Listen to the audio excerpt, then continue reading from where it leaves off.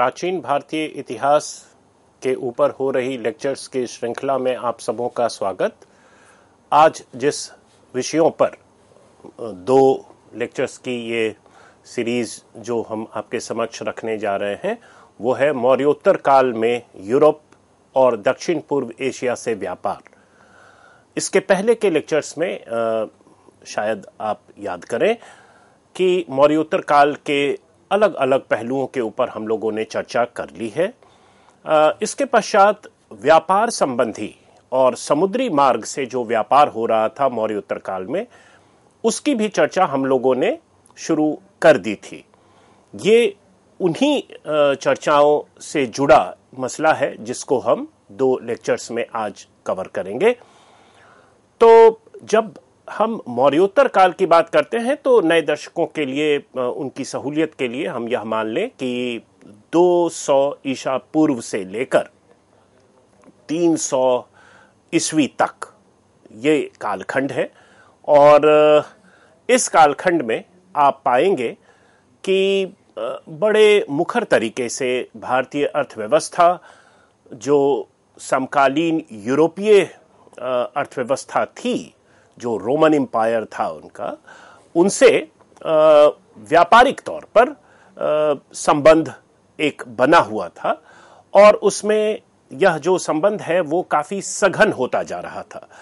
तो मौर्य काल में भी हम सभी जानते हैं कि यूनानी राजदूत वगैरह यहाँ थे और एक सांस्कृतिक और व्यापारिक संबंध तो था ही, अर्थव्यवस्था में आदान प्रदान का संबंध था ही,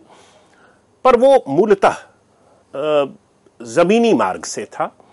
और मौर्योत्तर काल में ये जो अरब सागर है उसके माध्यम होते हुए, लाल सागर के माध्यम होते हुए यूरोप तक पहुंच रहा था। तो समुद्री मार्ग का भी प्रयोग मौर्योत्तर काल में यूरोप के साथ जो व्यापारिक संबंध थे उसको और सघन बनाने में हो रहा था। पहले के लेक्चर्स में हम लोगों ने यह भी चर्चा की है कि मॉनसून की जानकारी यूरोपियों को इसी समय हो रही है, यानी कि जब कॉमन एरा शुरू हो रहा है, तो आज से लगभग 2000 वर्ष पहले इसी समय यूरोप को जो ये अरब सागर है या आप कह सकते हैं इंडियन ओशन है, उसकी जो एक साउथ वेस्टर्न मॉनसून की फिनोमेना है, उसके बारे में उन्हें पहली बार जानकारी हो पाई। और इसका प्रमाण कई साहित्यिक स्रोतों में है जो कि यूनानी या रोम मूल के हैं, और इसकी भी चर्चा हम लोग पहले कर चुके हैं। इसमें पहले की चर्चा में हम लोगों ने यह भी देखा था कि ये जो संबंध है समुद्री मार्ग से यूरोप और भारत के बीच का, वो लगभग 4 लेग्स में वो पूरा हो रहा है। क्योंकि आप यह जान लें कि डीप सी में शिप ले जाकर, वो भी मॉनसून की फेनोमेना जो कि इंडियन ओशन में काफ़ी व्याप्त होती है गर्मी के महीनों में, वो संभव नहीं था। तो तटीय जो क्षेत्र है उससे सटे सटे इलाके से होता हुआ जो भी उनका जहाज रहा होगा, उसके माध्यम से ये व्यापार संभव हो रहा था। और फाइनली ये मुजिरिस तक आकर, जो कि मालाबार कोस्ट पर है, भारत का पश्चिमी तट, वहां तक इनके जहाज आते थे। इसके पश्चात मॉनसून की जानकारी जब उन्हें हो गई और उन्होंने जान लिया कि उक्त महीनों में जो अरबियन सी है उसको अवॉइड करना है, अरब सागर को अवॉइड करना है, तो उसके पश्चात संभव था कि वो 4 लेग में यह यात्रा न कर कर वो सीधा जो रेड सी है या लाल सागर है वहां से वो मुजिरिस तक आ पाते थे। तो उससे समय, ईंधन, सबकी बचत निश्चित हुई होगी। इसके बाद आज के इस लेक्चर में हम कोशिश करेंगे कि हम लोग उन चीजों को जान पाएं जो भारत का दक्कन इलाका है या साउथ इंडियन इलाका है, उसका जो पश्चिमी तट है फेसिंग अरबियन सी, और दूसरा उसका पूर्वी तट है जिसे हम कोरोमंडल कोस्ट कहते हैं, facing the bay of Bengal, Bengal की खाड़ी। उन दोनों के बीच जो ये लैंड मास है, इंडियन सबकॉन्टिनेंटल लैंड मास है, जिसे हम डेक्कन या साउथ इंडिया के नाम से जानते हैं, तो जो अंदरूनी इलाका है इन दोनों तटों के बीच, उसमें या उसका क्या कंट्रीब्यूशन रहा होगा इस व्यापार में। क्योंकि ध्यान रहे, ये जो यूरोप या रोम से ये व्यापार हो रहा है, ये भारत में ही खत्म नहीं हो रहा है, बल्कि यह श्रृंखला आगे तक जो दक्षिण पूर्वी एशिया है, जावा, सुमात्रा, मलेशिया वगैरह का जो इलाका है, इंडोनेशिया वगैरह का इलाका है, वहां तक जा रहा था। और हम सभी जानते हैं स्पाइस ट्रेड के बारे में, मसाले का जो व्यापार हो रहा था। तो इस पूरे ट्रेड नेटवर्क में ये जो दक्कन का इलाका है और दोनों तटों की सहभागिता है, वो कितनी रही होगी, और क्या हम यह मान लें कि ये केवल एक तटीय मामला था और अंदरूनी इलाके जो हैं भारत के, उसका कोई इसमें योगदान नहीं था? तो ऐसा संभवतः नहीं है। तो जो हाल के रिसर्चेस हैं, उसमें इतिहासकारों ने इस चीज पर काफी बल दिया है कि जो हिंटरलैंड एरिया है किसी भी पोर्ट टाउन का, उसकी सहभागिता को इतिहास लेखन में संभवतः उसे उतनी मुखरता के साथ प्रस्तुत नहीं किया गया है, परंतु इसकी जरूरत है। इसके साथ साथ हम सभी यह भी जानते हैं कि जो गुप्त काल के बाद का काल है, उसमें कहीं ना कहीं भारतीय इतिहास लेखन में एक परंपरा सी बनी हुई है कि उसे हम फ्यूडल पीरियड मान लेते हैं, या आप कह सकते हैं कि सामंतवादी काल मान लेते हैं। और इसके फलस्वरूप यह एक मान्यता बनी हुई है कि गुप्त काल के पश्चात यहाँ शहरों की संख्या कम हो गई थी, लंबी दूरी व्यापार खत्म हो गया था, और इसके कारण जो अर्थव्यवस्था है वो काफी लोकलाइज्ड हो गया था, वो अंतर्मुखी हो गया था, वो जो एक्सटर्नल कॉन्टैक्ट्स थे वो कम हो गए थे। तो एक तरह से आप कह सकते हैं कि लोकलाइज्ड इकोनॉमी, अर्बन इकोनॉमी से वो लोकल इकोनॉमी की तरफ बढ़ता जा रहा था। क्वाइंस या सिक्कों की संख्या, खास कर जो बहुमूल्य क्वाइन हैं जैसे सोने या चांदी के सिक्कों की संख्या गुप्त काल के बाद के शताब्दियों में कम होती दिखती हैं। तो कहीं ना कहीं ये एक परिपाटी सी बनी हुई है प्राचीन भारतीय इतिहास में कि गुप्त काल के बाद के काल को हम ग्रामीणीकृत व्यवस्था मान लेते हैं, और उसमें व्यापार और आदान प्रदान और शहरों की सहभागिता को लगभग नकार से देते हैं। परंतु जैसा कि हम सभी देखेंगे कि संभवतः ऐसा रहा नहीं होगा। कम से कम जो मौर्योत्तर काल है, वहां हमें कई ऐसे प्रमाण मिलते हैं जिससे ऐसा लगता है कि दोनों तटों, यानी कि पश्चिम और पूर्वी तट को जोड़ता हुआ जमीनी मार्ग से कई ऐसे रूट्स रहे होंगे, और वहां लोगों का आवागमन रहा होगा ट्रेड गुड्स के साथ। उसके पुरातात्विक प्रमाण मिले हैं, और उसके साथ साथ एक बड़ी प्रक्रिया जो इस समय इस क्षेत्र में हो रही थी, और यह भी प्राचीन भारतीय जो मुख्य धारा है इतिहास लेखन का, उसमें काफी प्रबल तरीके से अब हम लोग यह जानते हैं कि मौर्योत्तर काल डेक्कन और साउथ इंडिया के लिए काफी आप कह सकते हैं फॉर्मेटिव पीरियड था। यही वो समय था जब यहाँ कई इतिहासकार इस शब्द का प्रयोग नहीं करना चाहते हैं, सेकेंडरी अर्बनाइजेशन हो रहा है या सेकेंडरी स्टेट फॉर्मेशन हो रहा है सातवाहनों के तौर पर, या दक्षिण भारत में आप देखेंगे तो आगे जाकर पल्लव और उसके पहले आप देखेंगे वाकाटक वगैरह, यहाँ उन डायनेस्टीज, ये डायनेस्टीज उभर कर आ रही हैं। या उड़ीसा में आप देखें तो खारवेल किंगडम है। तो ये काफी फॉर्मेटिव फेज है, और यहाँ इतिहासकार इसकी चर्चा करते हैं कि खेती शुरू हुई होगी, और उससे अधिशेष उत्पादन संभव हो पाया होगा, और उसके कारण समाज में विभेदीकरण हुआ होगा, उससे एक रूलिंग स्ट्रेटम तैयार हुआ होगा, और वही हमें डायनेस्टिक पॉलिटी के तौर पर या डायनेस्टिक फैमिलीज के तौर पर हमें दक्कन या साउथ इंडिया में देखने को मिलता है मौर्योत्तर काल में। तो अब यह मसला यह आता है कि क्या ये केवल खेती के कारण ऐसा हो रहा है, या ये जो रोम के साथ व्यापार हो रहा है या दक्षिण पूर्वी एशिया के साथ व्यापार हो रहा है, उसका भी कोई अधिशेष, उसका भी कुछ अधिशेष संसाधनों का वो इस प्रक्रिया में एक निर्णायक भूमिका निभा रहा है। तो आप कह सकते हैं कि ये जो स्टेट फॉर्मेशन का फेज है, ये अर्बनाइजेशन का फेज जो है दक्कन में या साउथ इंडिया में, उसमें भी ये बड़े क्रिटिकल क्रूशियल हिस्टोरिकल प्रोसेसेस हैं इन इलाकों के लिए। और उसमें ये जो लंबी दूरी का व्यापार हो रहा है या तटीय क्षेत्रों से जो एक सघन व्यापार दक्षिण पूर्व एशिया में और रोम के साथ भी हो रहा है, उससे जो अधिशेष आ रहे हैं, उसका एक निर्णायक महत्व रहा होगा इस प्रक्रिया को, यानी स्टेट फॉर्मेशन की प्रक्रिया में या शहरीकरण की प्रक्रिया में उसको सघन करने के लिए और उसके लिए जो रिक्वायर्ड कंडीशंस हैं उसको बनाने के लिए इसकी सहभागिता रही होगी। तो जैसा कि आप अपने स्लाइड पर देख सकते हैं, मॉर्टिमर व्हीलर ने काफी पहले इसकी चर्चा की थी कि जो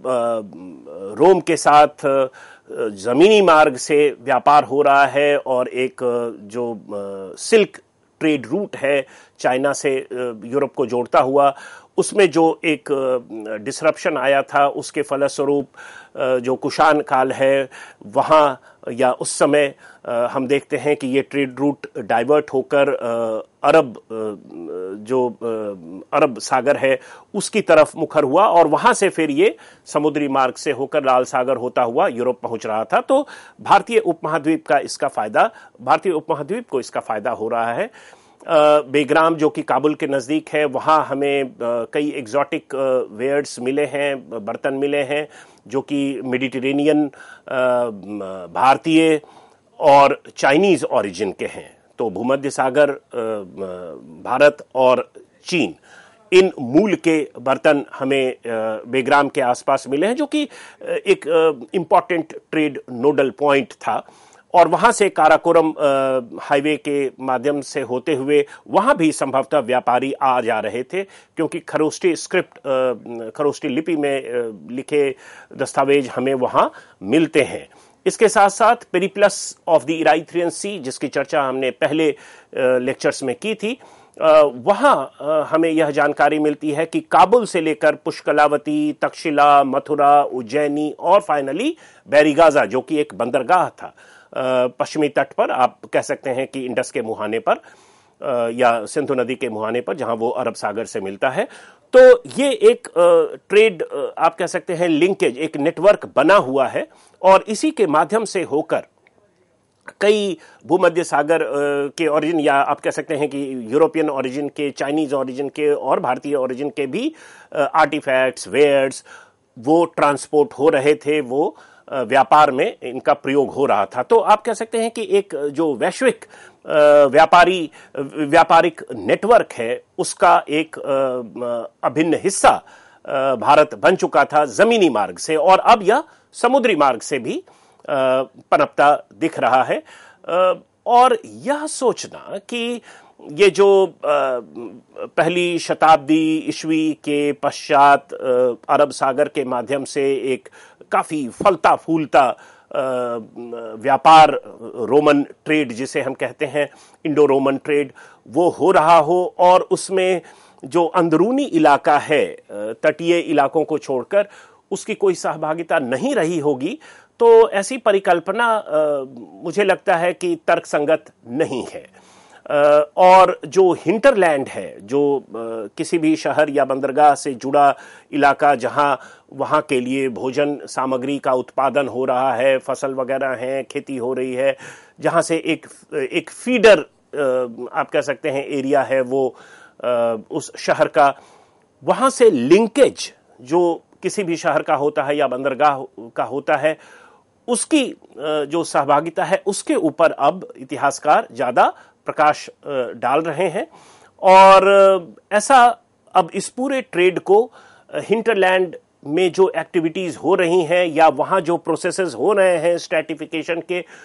उससे जोड़कर अब देखा जा सकता है, उससे जोड़कर अब देखने की कोशिश होती है। और इसी में अगर समकालीन स्रोतों को देखें तो सेठी, जो कि एक आप कह सकते हैं कि एक विशिष्ट वर्ग के तौर पर उभर रहा है, किसी परिवेश में उन्हें मनी लेंडर्स के तौर पर भी समझा जाता है, लेकिन उनका ट्रेड से या व्यापार से जो जुड़ाव है वो काफी समय तक कई वर्षों से और कई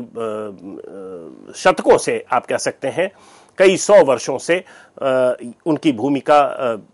इस पूरे व्यापार में रही थी। और संभव है कि जो इनर हिंटरलैंड एरिया है उसमें भी उनकी सहभागिता काफी प्रबल तौर पर रही होगी। कैसन हमें बताते हैं, इनका जिक्र मैंने पहले के लेक्चर्स में भी किया है, कि हमें एक दस्तावेज मिलता है, कैसन हमें ऐसा बताते हैं, जो कि 2 ग्रीको रोमन मूल के व्यापारियों के बीच का कॉन्ट्रैक्ट डॉक्यूमेंट सा लगता है। और इसमें जो केरल कोस्ट है वहां मुजिरिस बंदरगाह से जाने वाली बहुमूल्य सामग्रियों का उल्लेख भी है। और इन सामग्रियों को संभवतः एक समुद्री जहाज जिसका नाम हेर्मोपोलो था, उससे भेजा जाना था। तो ये अपने आप में इस बात को सिद्ध करता है कि मौर्योत्तर काल में जो पश्चिमी तट है भारत का, वो कितना निर्णायक भूमिका निभा रहा था। और ऐसा बताया जाता है कि 6 खेपों में भारतीय सामग्री, जिसमें गैंजेटिक नाड भी है, आइवरी, टस्क, फैब्रिक, उत्कृष्ट किस्म के फैब्रिक हैं, ये सभी